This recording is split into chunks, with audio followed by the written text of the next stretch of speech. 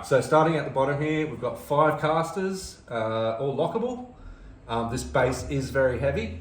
For obvious reasons, it's got to support the outstretched arm of the colposcope. All the casters are lockable like this. So moving up the pole, then we've got the power inlet. So the power's towards the base of the unit, which is handy because we don't want cords everywhere. Further up the arm, we have the HDMI outlet, 2 USB ports. One of those USB ports is generally used for storing photos and videos, if you're taking images and videos. The other one's actually a wireless mouse that we can control the software for. And that's the arm. Moving up, all the articulating knobs we've got on the colposcope, there's half a dozen of them or so. That just controls how much leverage you have with the arm as far as maneuverability. The tighter you get it, the tighter the arm is, and the less movement you're gonna have. So you normally want a nice balance between having stiffness and good maneuverability as well. So coming up to if you do have a TV attachment, that's where it comes. So the arm comes up here, which mounts the monitor, and you can plug the HDMI signal from the arm to the monitor on the back of the monitor there. We've also got our mouse pad here that we can control that with. So that's an all-in-one small solution if that's what you're looking for. So we've got 2 HDMI outlets, one underneath and one on top. And at the moment we've got those going to 2 monitors. Camera button, if you don't want to use the camera, that's just going to turn the signal off. But you can't take any videos or images. You're just using a mechanical colposcope at that point. That's the main power source for the colposcope.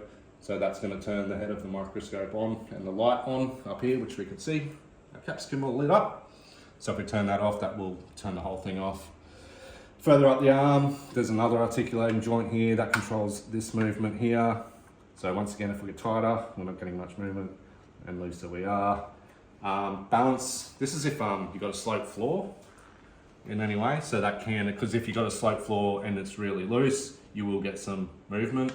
So we can, once again, just find a happy medium where that's good tension between good movement, but also good control.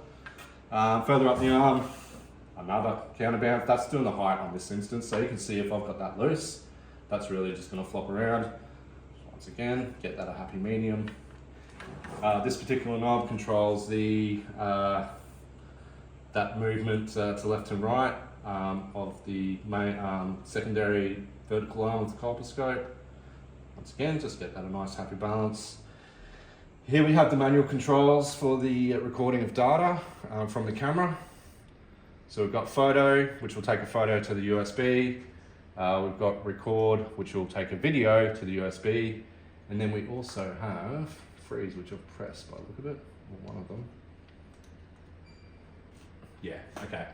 So you can see the capsicum on screen now. If we move this around, that's going to move with it in real time.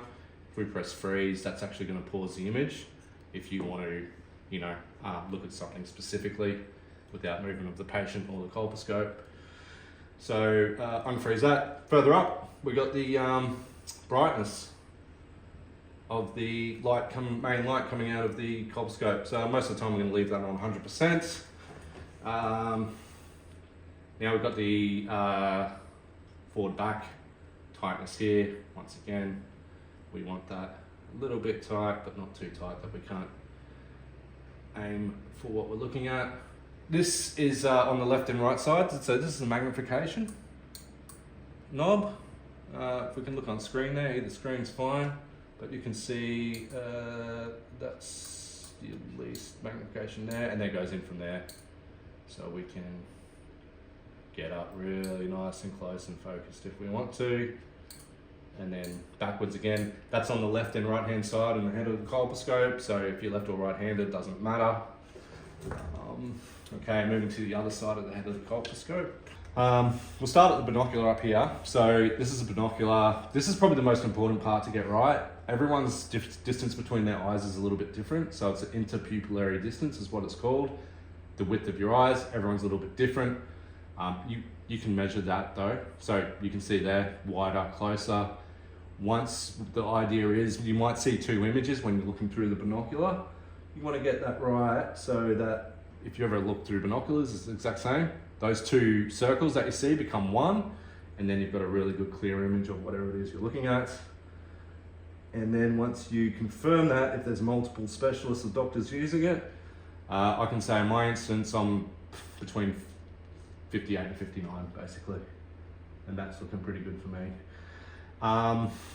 Here on top of the binocular as well is positive and negative little markers here.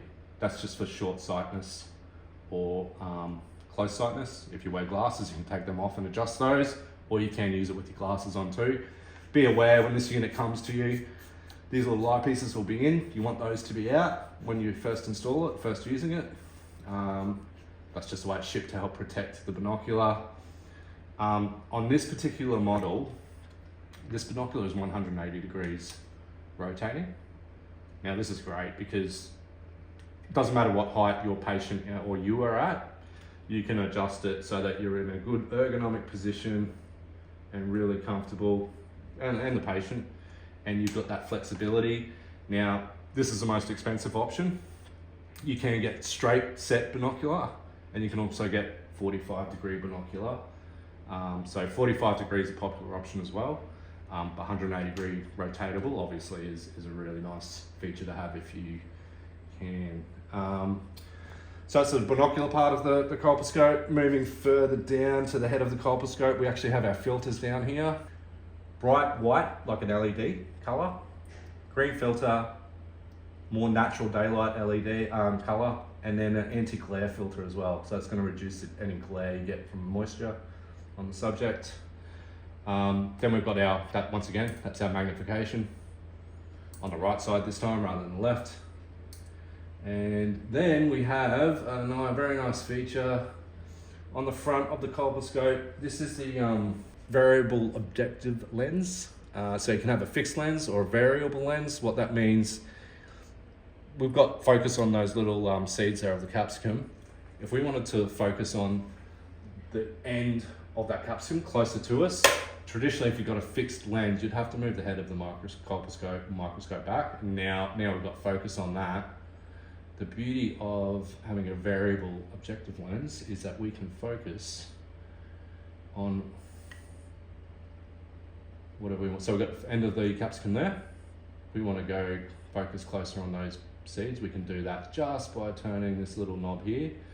And you've actually got a distance between 250 millimeters, so 25 centimeters, out to 430 millimeters.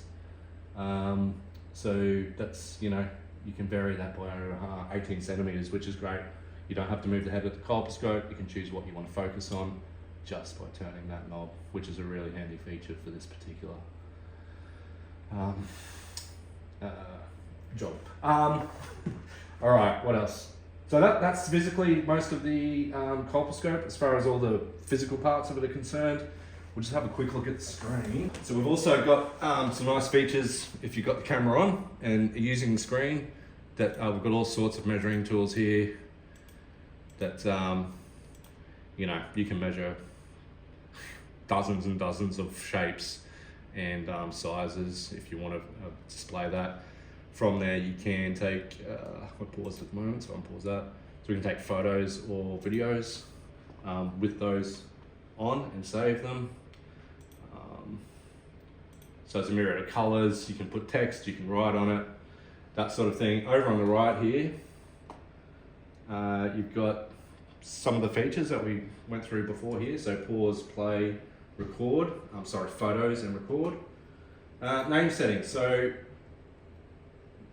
the file will automatically save with the date and time, but we can prefix that with the patient name or the patient reference number if you want to identify that later on. If you're moving data around to your customer record, etc. That just changes the balance of light, so that can be configured as well. We can have special effects. We can change the gain, red, blue, green colors, all that sort of stuff. I rarely recommend referring to the user manual before you play around with any of this stuff. We can add crosshairs if we want to have a central fixed point on the, so you can see there, crosshairs are over there on the left, that can be changed as well. we can just hide it. Advanced, so we can flip the image if we want to look at it from inverted left to right or mirror image. We can also reduce and enlarge, all that sort of thing. Settings is you can hide that, you can put display a logo, time, name of the patient. You can do a system update from here as well. Restore to default. And the last thing I wanted to show you, which is pretty cool. So this camera actually, this is the camera. It's actually got a Wi-Fi signal on it. What we can do is on any Android phone, Apple phone, iPad, smart TV. So I'm just going to Safari here.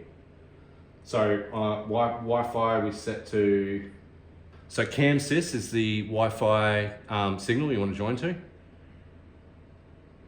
Okay, so we join to that. It does have a password of 1, 2, 3, 4, 5, 6, 7, 8, which I've already put in, so that's saved that password, but that's very simple. Then we go to any web browser. We refresh that. Now, we've got a wireless signal and image to any device that's smart, essentially. So, like I said, any phone made over the last 10 years, really.